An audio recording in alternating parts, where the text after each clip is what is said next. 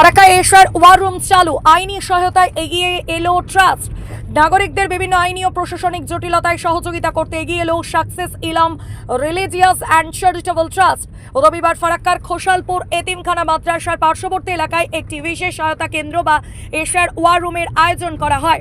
মূলত ট্রাইব্যুনালে আবেদনকারী সাধারণ নাগরিকদের বিভিন্ন সমস্যা সমাধান এবং আইনি প্রক্রিয়ার সঠিক দিশা দেখানোর লক্ষ্যেই এই উদ্যোগ নেওয়া হয়েছে। এদিনের কর্মসূচিতে এলাকার বহু মানুষ অংশগ্রহণ করেন এবং নিজেদের সমস্যার কথা তুলে ধরেন।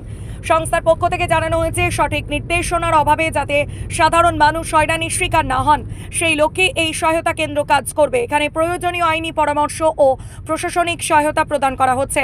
অনুষ্ঠান স্থল থেকে সকলের প্রতি শান্তি ও সম্প্রীতি বজায় রাখার আহ্বান জানানো হয়। এদিনের এই উদ্যোগে ট্রাস্টের সদস্যদের পাশাপাশি এলাকার বিশিষ্ট ব্যক্তিবর্গ উপস্থিত ছিলেন। সংস্থার এই মানবিক উদ্যোগকে সাধুবাদ জানিয়েছেন স্থানীয় বাসিন্দারা।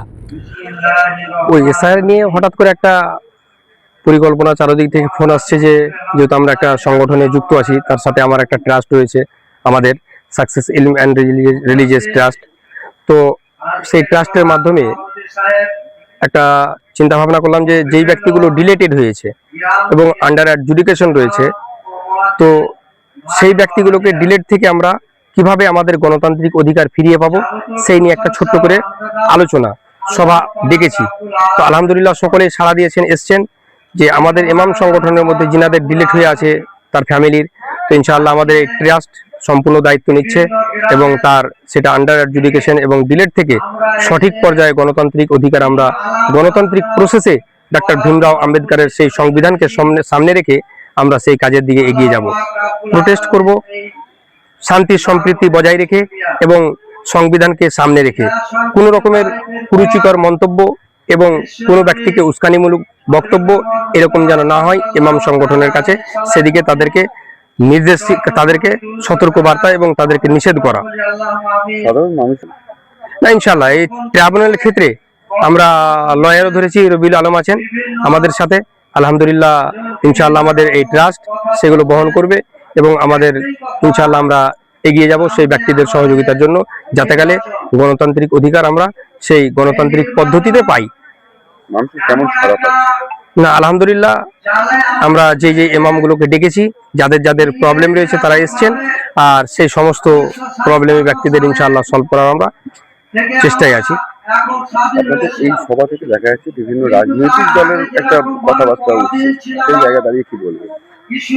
হ্যাঁ, এটা আমারও লাইফের প্রথম এটা একটা দেখলাম দৃশ্য, যে এমন একটা পর্যায়ে চলে এসছে রাজনৈতিক, যে অনেকটাই রাজনৈতিকের নেতারা দাঁড়িয়েছেন, যে যেটা অসংখ্য, হয়তো সংখ্যায় বর্ণনা করা ভুল হয়ে যাবে আমার, তো তার জন্য সংখ্যা দিচ্ছি না, অসংখ্য বেশ কিছুটাই রাজনীতিবিদ দাঁড়িয়েছেন। তো এটা এমন একটা সিচুয়েশন যে ভোট কাটাকাটির একটা প্রক্রিয়া হয়ে যাবে।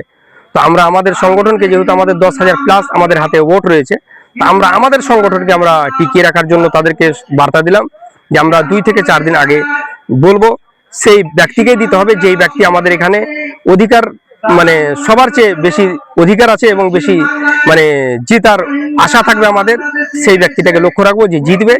ভাববো, আমরা আলোচনা করব, প্রতিটা গ্রামে গ্রামে অ্যানালাইসিস করবো, যেহেতু আমাদের প্রতিটা গ্রামেই সংগঠন রয়েছে, ইমাম রয়েছে, মসজিদ রয়েছে, সমস্ত ব্যক্তির কাছে রায় মাসওয়ারা নিয়ে একটা তখন আমরা ডিসিশনের জায়গাতে আসবো ইনশাআল্লাহ। তখন আমরা 2-4 দিন আগেই জানিয়ে দেবো আমাদের ইমামদেরকে, ইনশাআল্লাহ ওই বিষয়ে আমাদের ওই পরিপ্রেক্ষিতেই কাজ হবে, আর ইনশাআল্লাহ আমাদের ভোট এক জায়গাতেই পড়বে।